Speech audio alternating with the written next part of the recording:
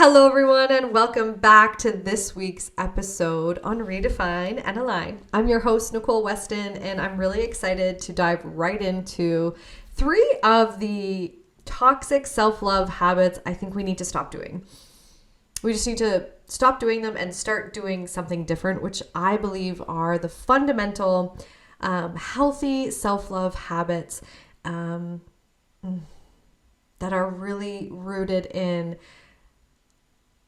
love, that are rooted in compassion and permission. Permission to be a human first. If you're new to my world, I am absolutely passionately obsessed with self-love. It is the one thing that when I started on this inner journey, I fell in love with myself, and it happened effortlessly, and I was guided and I was mentored.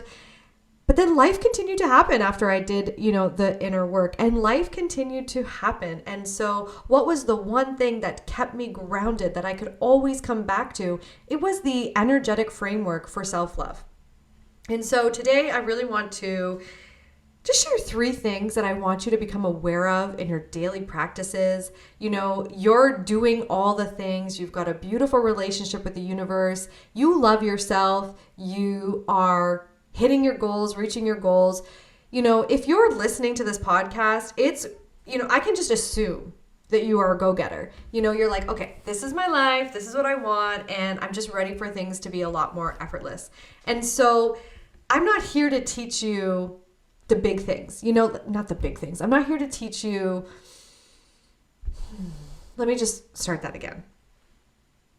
I am here to share with you how important it is to stop, number 1, stop denying how you feel, because it matters. You matter. Number 2, you matter. And number 3, how to practice truly being real with yourself, right? How can you be real with yourself? This literally, and it's like angel numbers all around me right now. This comes down to permission to be a human first. So if you're anything like me, you have lived your life, then you were like, whoa, things aren't really going the way that I thought, reached out for support, invested in a course, took a training, hired a coach, hired a therapist. You've done the work, you've done the things, and now you're really ready to merge what your life was and where you're at now, and something feels like it's missing. It just feels like there's this disconnect. And I really believe that comes down to being out of connection with ourselves. We're disconnected from our human experience because we most likely, from a young age, disconnected from that part of ourselves. Whether we learned how to show up for ourselves through family members or school or friends or TV, social media, how you learn to show up for yourself probably isn't working for you anymore. And I want you to hear that really, really clearly, because it did work. It worked for you until it didn't. And that's probably why you're feeling disconnected. You're feeling like you should be happier right now. You're doing all of the things. You are practicing the gratitude. You're waking up early. You're writing in your journal. You've really transformed so much of your life, and something feels like it's missing. And I really believe that's because we are disconnected from our human emotional experience. Emotions are hot, right? They can be really tricky to handle. And if we didn't go to school to learn how to navigate the chaos and the darkness of life, well, what did we learn? We learned to shut it off, push it down, and just keep going. And I love that, first of all. I love the tenacity and the determination to continue moving forward. That is me. That's me. Hi. And the integration of the badass leader, the badass woman that I was raised to be, the woman who is resilient, the woman who just keeps on going. But when I really look back and I ask myself, what was the one thing that kept me going? It was that connection with myself. Connection with myself to say, you know what? Yes, people around me have it worse. But all I know is my experience. And when my emotions are rising, when I am having an emotional experience to my life events, sugarcoating it with gratitude and toxic positivity are going to disconnect me even more from the life that I am living. So I really want to reframe how we experience being a human, how we experience being a soul and having a spirit, and how we can integrate both of these experiences and show up for ourselves. So 3 things I want you to really become aware of. Please be mindful of how often you dismiss your own emotional reaction. You see, because I believe it's not about fixing how you feel. It's not about pretending like how you feel isn't actually real. It's about noticing it. It's about showing up for yourself. You see, if I showed up at your door,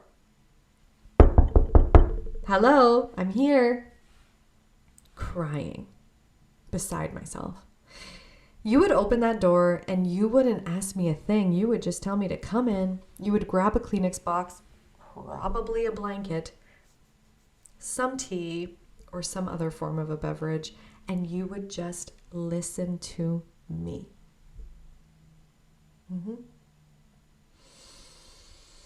This is what I know. And it could be over something very small or really big. It doesn't matter. What matters is you saw my expression and you showed up for me. You didn't ask, you didn't justify it or belittle it. You just showed up for me. How often are we showing up for ourselves in the same capacity? When was the last time you gave yourself permission to feel how you feel without justifying it, without comparing it? These are those beautiful moments where we have an opportunity to do it differently. So if you're listening to this, please, please, please, please, please, number 1, be kind to yourself. You don't know what you don't know.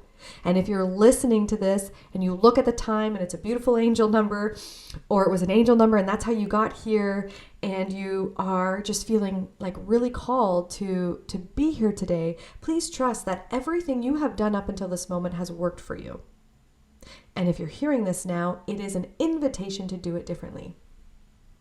So number 1, please avoid changing or fixing anything. Let's just start to notice. In the moments where I'm having an emotional experience, an emotional response, no matter how big or small, no matter how small it may feel to other people in my life, how am I responding? And then how am I responding to myself in that moment? Am I belittling it? Am I shrugging it off? If I'm pretending like it's no big deal? Because here's what we know. Things that are no big deals, they get like filed into this area that is like, this is a no big deal. But actually it is a big deal, because those little no big deals start to pile up. And they begin to get really heavy and hard to carry. And without the framework, without the tools to be able to hold how you're feeling, it starts to look like stress and overwhelm and burning out and saying yes to everyone and feeling like you're just not enough. And the truth is, you are so enough.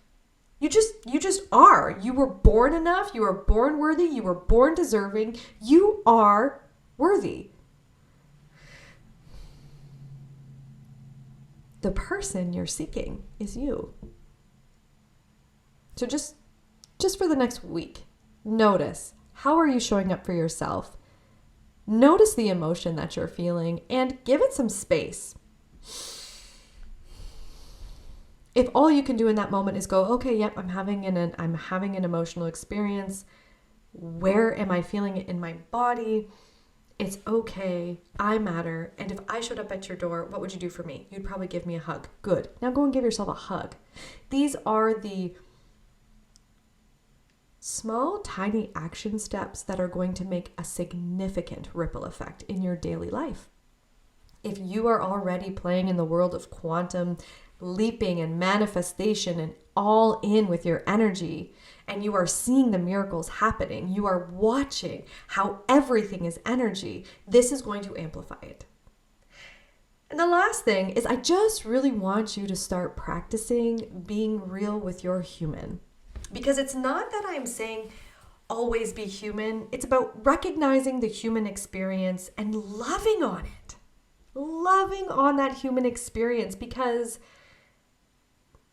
your acknowledgement and your awareness that that is real starts to reconnect you back to your truth. The closer you get to your truth, the more you will be in alignment with who you are and who you are becoming.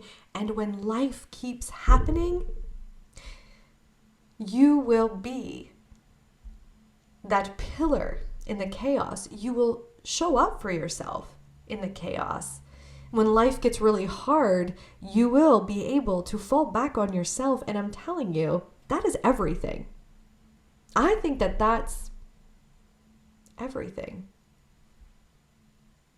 It's going to be 1 year since the most incredibly difficult experience I've ever had in my life happened. We lost my mom tragically and suddenly, and we're coming up to the 1 year.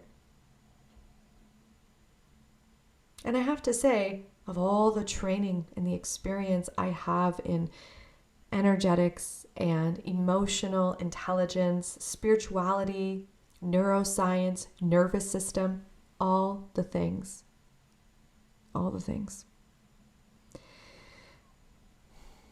My ability to show up for myself in the darkest hole of my life is where I cultivated the resiliency to keep on going. I didn't sugarcoat the pain. I didn't pretend like it wasn't happening. I just chose not to suffer through it. I chose not to beat myself up. And even if I did notice that I was beating myself up, I was like, okay, dude, you're beating yourself up because you think that you should be able to figure this out right now. And newsflash, you can't do that with grief.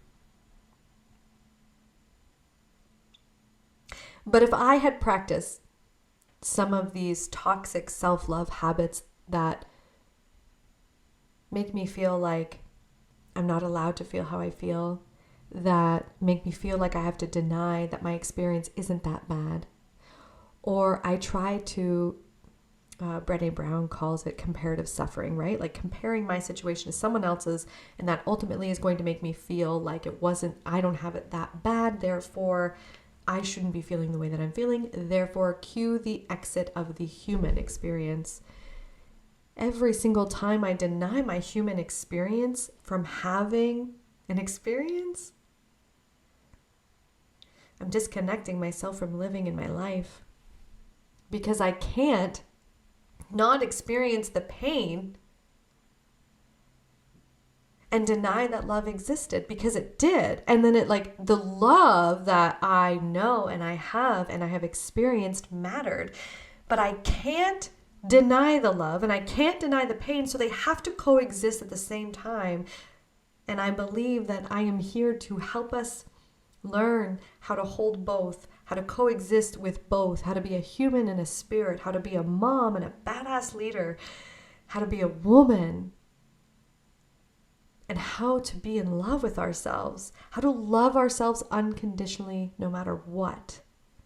The ability to hold all of who I am and who I am becoming and who I was with just pure acceptance and love, I believe that's everything. I can't stop the bad things from happening, but I can respond to myself. I can show up for myself with love. I can experience pain without the suffering. So, this is my 3 tips on how to just bring more love into your life so that you can have more alignment, so you can get closer connected to yourself, so you can start feeling like yourself. Because a lot has happened in your life. It has. And your life and your experiences matter. And the moment you start showing yourself that love and respect and space, things are going to start to feel lighter. And when we feel lighter, that presupposes we've got capacity, and that capacity means I'm going to be available for my family, for my partner, for my business, and I'm going to be happy. So instead of wondering, why am I not happy yet? I get to just be happy.